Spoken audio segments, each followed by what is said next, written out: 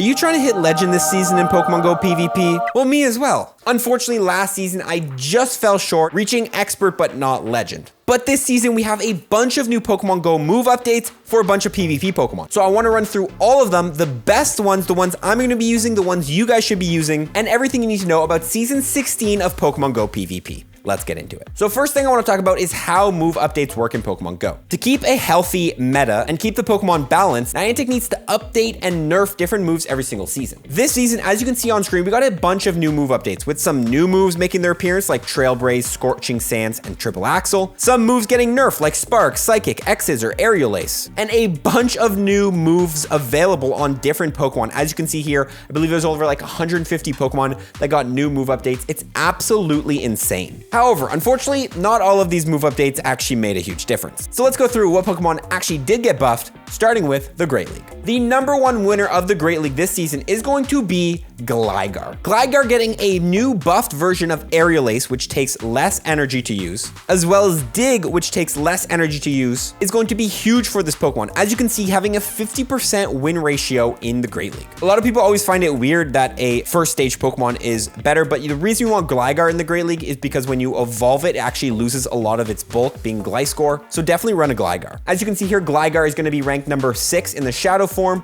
number 9 in the regular form. So if you have a Shadow or a regular Gligar, it's definitely a Pokemon you want to invest in this season. And specifically because it beats a lot of the top meta. It is a very good answer to Medicham as long as you have shields against those ice punches.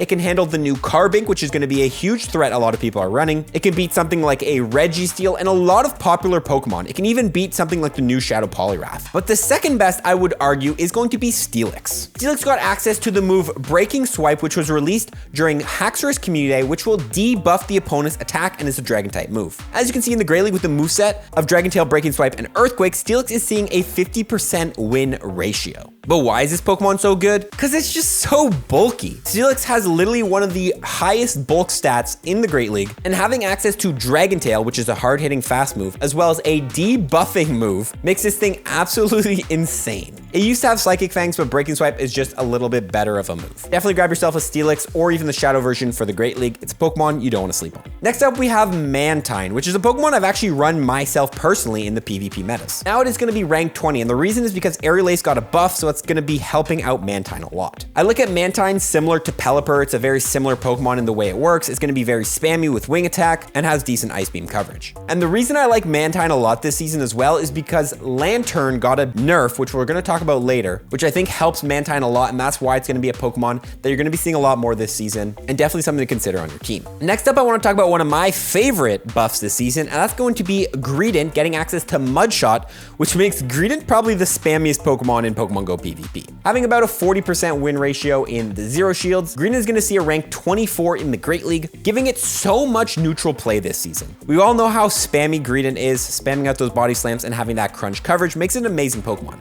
The only reason I think Greedent won't be as popular this season is because Medicham is just such a strong Pokemon. Medicham, by the way, still #1 Pokemon in the Great League, literally the best. This thing just needs to chill. But overall, Greedent doing amazing. As you can see, it literally beats a lot of neutral things, like random things it probably shouldn't beat, like Azumarill. It can't really do super effective damage to Azumarill, but it still beats it just because it's so spammy. In terms of spammy normal types, we also have to talk about Diggersby getting access to the new ground type move Scorching Sands. Earthquake got nerfed this season. We'll talk about that a little bit later. Scorching Sands is a new debuffing move that can go ahead and use on Diggersby. Like before, I don't think Diggersby was the most amazing Pokemon just because it really got locked out by Flyers. Although flying type Pokemon are not as popular this season, Diggersby is going to have much more room to shine. But again, being a normal type is never good when Medicham is running around. Also, let's talk about Mandibuzz, which got a little sneaky nerf with Aerial Ace. Aerial Ace has always been a secondary move on Mandibuzz that you don't really ever want to use, but you had to. But now Aerial Ace is actually a viable move on Mandibuzz, bringing it up to the rank 25. I could definitely see this season a lot more Mandibuzz safe swaps versus Umbreon safe swaps. Before, Umbreon was always the best choice just because Aerial Ace was so bad, but now I could definitely see some people throwing in the Mandibuzz safe swap, especially since there's so many less flying Pokemon now because Sky Attack got a nerf. We're going to talk about the nerfs later, but finally the last two buffs I'm going to talk about that I don't really think are that buffs because I think PvPoke kind of shows them as buffs, but they're not really, is going to be Hitmontop getting the new ice move Triple Axle. As you can see here, rank 26, 29, you're going to think, oh, this thing is amazing. But personally, I've ran Hitmontop. It's a very hard Pokemon to run because it has close combat and you need shields for it to do well. So again, this Pokemon is probably going to be a very good closing Pokemon if you can get shields down and have a team built around that. But other than that, I don't think Hitmontop is just going to slot into your team perfectly. You need to build around this Pokemon to run it, but Triple Axle does give it some nice coverage against the flying types. Finally, we'll talk about Superior, which Aerial Ace got a buff, making Superior a little bit better, ranked 21 in the Great League. Okay, so that's the Great League. Now let's move on into the second league, which is going to be the Ultra League, which is pretty much just the higher CP version of the Great League. So we're going to see a lot of the same Pokemon, with Steelix becoming the #2 overall Ultra League Pokemon. Again, similar to before, having about a 60% win ratio, which is very good for a Pokemon. Look, almost as high of an overall stat product as Registeel, which is just insane. I'm going to say this thing is just a dummy Pokemon to use. You throw it in, you don't shield it, and you just spam Breaking Swipe and Dragon Claw, and you win. Like, that's kind of how Steelix works now. Nonetheless, the second Pokemon to mention, of course, is going to be the same in the Great League, Greedent. I think Greedent's going to be a little bit better in the Ultra League just because I feel like there's more Ghost types and Psychic types and things you can hit with Crunch, like, you know, Trevenant, you know, Jellicent, Cresselia. That stuff's more common in the Ultra League. And also, there's just less fighters. Like, Medicham is not a thing. The only thing you really have to worry about is, like, Cobalion. So yeah, definitely I would consider looking at Greedent for the Ultra League instead of the Great League. Also, another one I think is going to be very good in the Ultra League is going to be the Mandibuzz. We talked about it in the Great League. It's just as good in the Ultra League. Again, the only thing you really have to worry about is going to be like Cobalion and I guess some ice type Pokemon and I guess like Walrein. But like overall, Aerial Ace buff definitely helps out Mandibuzz. Also, Golisopod X-Scissor got buffed this season, which is a move that's been needing to get buffed, and I could even see it getting buffed again later because it's still not the most amazing move. Shadow Claw X-Scissor Liquidation. Golisopod was a Pokemon you saw every once in a while in the Ultra League. Now you might see a little bit more with X-Scissor getting buffed, although Bug is just not a really good move to hit anything. Still, Golisopod, consider it, not bad. Finally, I'll mention Hitmontop again. Again, I don't think it's the most amazing, and maybe who am I to say this is a Pokemon you might want to run. Finally, I'll mention Heliolisk, which got access to Breaking Swipe, which is the same move Steelix got. Now ranked 35 in the Ultra League. Actually, electric types in the Ultra League is something very, very underrated, allowing to handle just so much, like, you know, Tapu Fini, Charizard, and also having access to the Dragon moves now allows it to hit Giratina Altered. I really like Heliolisk in this league. I think Heliolisk, Ampharos, two very strong, underrated Ultra League electric types. Definitely things you can consider running. And that moves us on into the final league, the Master League, and really nothing got changed. Unfortunately, the move updates really didn't touch the Master League. The only thing you could look at is maybe like a couple Pokemon that use Earthquake got nerfed a little, like, you know, Metagross is gonna struggle a little bit more because Earthquake got nerfed, and, you know, Zygarde, I guess. But overall, Master League, nothing's really changed.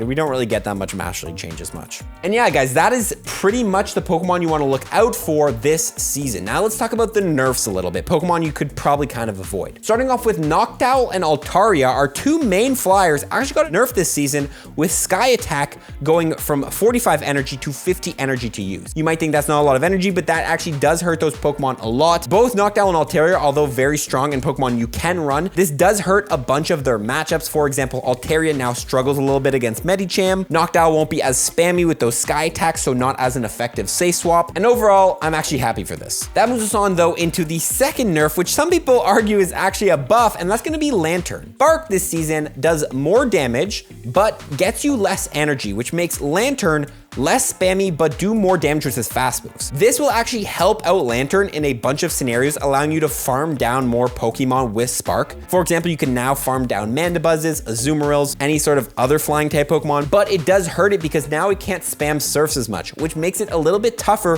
for those matchups against those ground types like Galarian Stunfisk, Swampert, and even Gligar, where you had to land those Surfs to win those matchups and you had to shield those Earthquakes. Overall, Lantern I think is still in a decent, healthy position. It's not too broken, and I actually prefer that it's less spammy because I just like hate Lantern, but definitely a Pokemon to consider. Medicham also got a little bit nerfed. Psychic got nerfed by 5 damage. Doesn't really change Medicham at all. Still the #1 Pokemon on PvPoke. You can see it. This Pokemon is gonna need more than that to take the top spot. And finally, 3 little small nerfs, one for Walrein, Stunfisk, and Swampert. Earthquake got nerfed this season, doing, I believe, 10 less damage. Doesn't really change much because usually Earthquake does so much damage that it one-shots or puts you in a range to farm down, but it could hurt them in a little bit of scenarios. But don't worry, Stunfisk, Swampert, not going anywhere. They're still very strong Pokemon. Walrein, you know, hurts it a little bit more, but still a strong Pokemon. Final thing I'll mention is that some of these nerfs and buffs actually indirectly nerf Pokemon. This season, for example, I think grass type Pokemon are going to be a lot better. We did see the 2 top flying Pokemon, Altaria and Noctowl,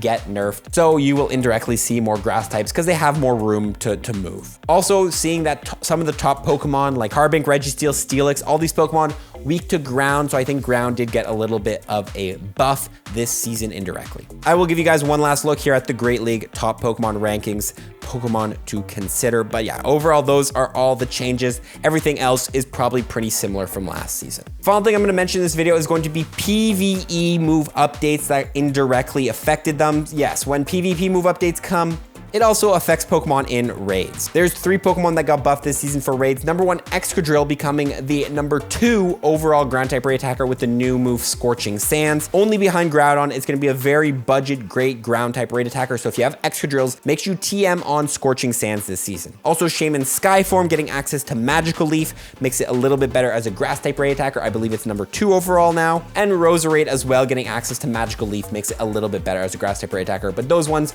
don't really change too much. With that being said, guys, that is pretty much the video. I hope you guys are having an amazing season. I am, again, trying to push for Legend this season. We were so close last season, but I believe we can do it this season. And I'm so excited to try out some of these new Pokemon. I know the season's already been going down, so let me know what you've been running, what you've been having success with, maybe even drop some teams below. We'll see you in the next one. Follow for more tips. Peace.